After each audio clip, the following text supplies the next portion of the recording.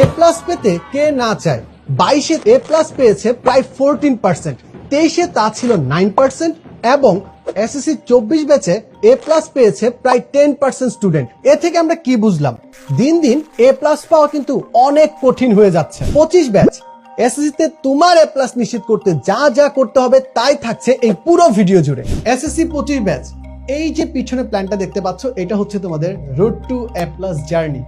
এখন প্রত্যেকটা স্টেপে স্টেপে আমি বুঝাবো কি করে প্রিপারেশন নিতে হবে, তোমাদের মাথায় এই সেগমেন্টগুলোতে কি ঘুরবে এবং কিভাবে তুমি তা সলভ করতে পারো।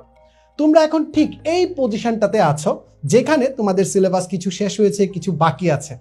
পরবর্তী ইনস্ট্যান্ট যে ধাপটা, সেটা কি?